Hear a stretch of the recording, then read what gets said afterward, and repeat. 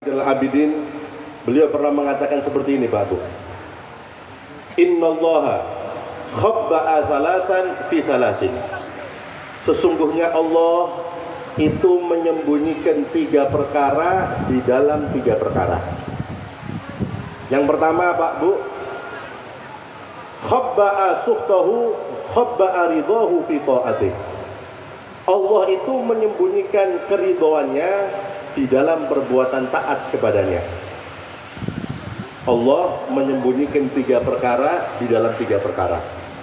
Yang pertama, Allah menyembunyikan keridhoannya di dalam perbuatan taat kepada Allah.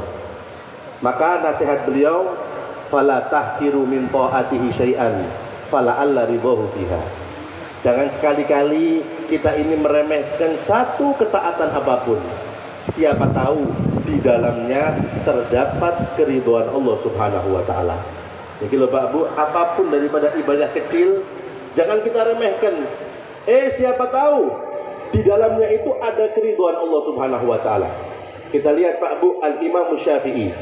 Imam Syafi'i, ulama besar, ilmunya tersebar di mana-mana, ibadahnya luar biasa, diakui zuhudnya, barokahnya. Subhanallah, ketika beliau meninggal dunia, ada seseorang daripada santrinya yang mimpi beliau, Al-Imam Abdullah bin Abdul Hakam. Beliau melihat Imam Syafi'i dalam mimpinya. Ditanya, wahai Imam, apa yang Allah lakukan kepadamu?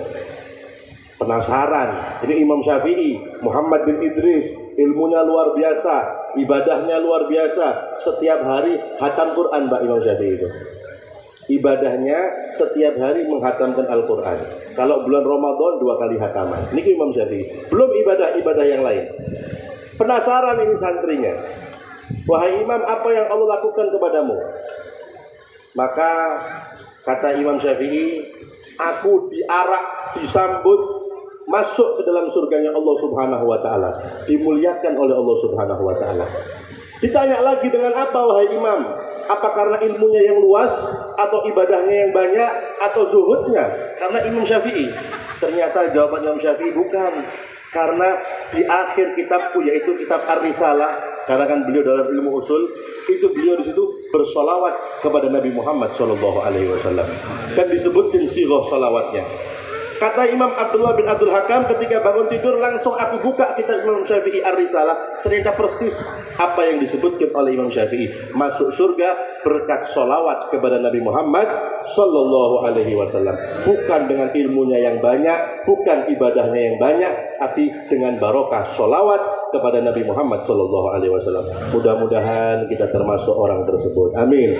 Amin. Allahumma amin ya Rabbal alamin. Dan pesan yang kedua, Imam Ali Zainal Abidin, wa khabba'a sukhtahu fi maksiyatih. Allah itu menyembunyikan kemurkaannya di dalam perbuatan maksiat. Maka nasihat beliau Pak Bu, fala tahkiru min maksiyatihi ahadan fala'alla sukhtahu fiha. Dan jangan sekali kita meremehkan satu kemaksiatan apapun. Siapa tahu di dalamnya ada kemurkaan Allah Subhanahu wa taala. Para hadirin hadirat rahimakumullah, kita jadikan pelajaran makhluk Allah iblis, Pak. Imam Ghazali mengatakan ruya anna iblis abadallaha 80 alaf sana falam yatruk mawdi'a qadamin illa wa sajada fihi sajdatan lillahi ta'ala. Makhluk Allah yang bernama iblis itu Pak Bu, dulunya itu ibadahnya 80.000 tahun. Iblis 80.000 tahun. Nggak cukup seperti itu. Tidak melangkahkan langkahnya kecuali iblis sujud. Jadi semua bumi ini pernah dibuat sujud sama iblis. Kemudian sumataraka amron wahidan fataradahu an babihi wa la'anahu ila yaumiddin. Sekali saja iblis melanggar perintah Allah, diperintahkan sujud sama Nabi Adam, ya. Tapi sujudnya bukan seperti kita sholat Pak Bu, menundukkan kepala.